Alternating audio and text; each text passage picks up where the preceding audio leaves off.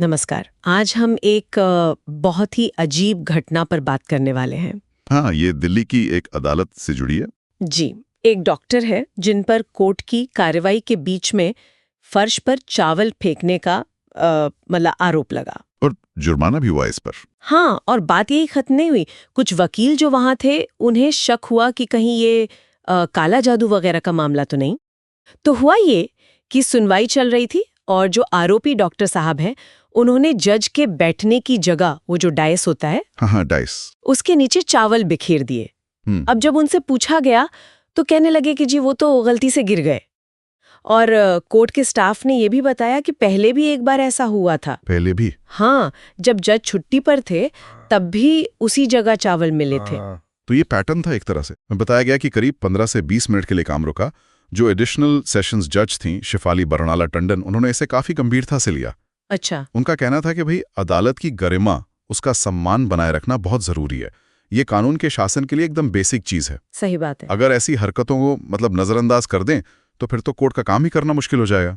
उनका भाव यही था कि कोर्ट न्याय की जगह है और इसका सम्मान बना रहना चाहिए। देखिए, यहाँ बात सिर्फ चावल की नहीं है। ये अदालत के माहौल, उसके डेकोरम की बात है। जज का जो आसन है वो न्याय का प्रतीक है ना। हाँ, बिल्कुल। अब उसके नीचे जानबूझकर कुछ फेंकना, चाहे वो चावल ही हो, उसे एक तरह से अदालत की कार्रवाई में बाधा डालने और उसके अधिकार को चुनौती देने जैसा माना जा सकता है। अच्छा, मतलब इंटेंट देखा गया। हाँ, एक तरह से व्यवस्था का अपमान है ये। और जब ऐसा होता है तो ये सिर्फ टाइम खराब नहीं करता, ये पूरी जो न्यायिक प्रक्रिया की गंभीरता है उस पर सवाल उठाता है। और इस मामले में एक बात और भी थी जो चौंकाती है कि ये जो डॉक्टर साहब हैं ये पढ़े लिखे हैं, एक सर्जन है। हाँ, ये विरोधाभास ही सबसे अजीब है। ऐसे शिक्षित आदमी से आप ऐसी उम्मीद नहीं करते। और खबर में ये भी था कि इस घटना के बाद वकील भी डाइस के पास जाने से हिचक रहे थे, शायद उसी काले जादू वाले शक की वजह से। हाँ, ये मुमकिन है। देखिए, कोर्ट तो तर्क और कानून पर चलता है, पर समाज में तो हर तरह की मान्यताएं हैं, अंधविश्वास भी हैं। वो तो है। तो जब कोई ऐसी अजीब सी तर्कहीन हरकत करता है, वो भी पढ़ा लिखा इंसान, तो लोगों के मन में शक तो आएगा ही। चावल का इस तरह इस्तेमाल कई पारंपरिक रिवाजों या अंधविश्वासों से जुड़ा हो सकता है। अच्छा। तो शायद वकीलों में वो खुसुर-फुसुर शुरू हुई होगी। ये दिखाता है कि कैसे एक फॉर्मल माहौल में भी ये सब चीजें असर डाल सकती हैं, चाहे उनका कोई लॉजिकल बेस ना हो। माहौल तो असहज हो ही गया होगा। हाँ, वो तो हुआ होगा। तो फिर कोर्ट ने इस पे एक्शन क्या लिया कानूनी तौर पर? कोर्ट ने इसे हल्के में नहीं लिया।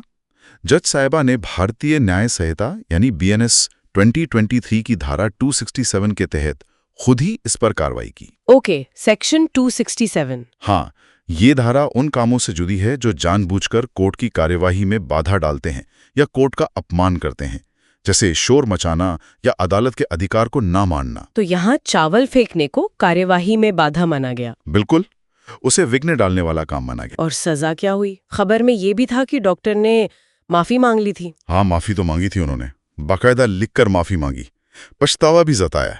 लेकिन फिर भी सजा मिली। हाँ, फिर भी अदालत ने माफी के बावजूद उन्हें सजा दी।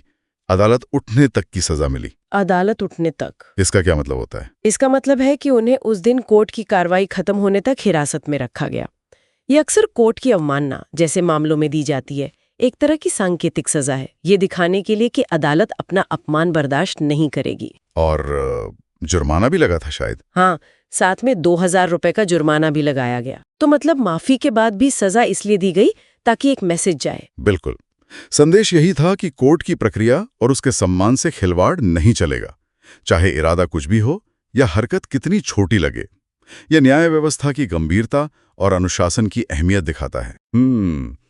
तो कुल मिला के ये पूरा मामला यही याद दिलाता है कि अदालती कार्यवाही में अनुशासन कितना जरूरी है और कैसे एक छोटा सा दिखने वाला काम भी प्रक्रिया को रोक सकता है और उसके नतीजे भी हो सकते हैं। हाँ, और ये एक बड़ा सवाल भी उठाता है, ये सोचने पर मजबूर करता है कि कैसे कभी-कभी हमारी व्यक्तिगत मान्यताएं या तनाव या शायद अंधविश्वास, हाँ, वो कोर्ट जैसी बहुत ही फॉर्मल तर्क पर आधारित जगहों के काम से टकरा जाते हैं।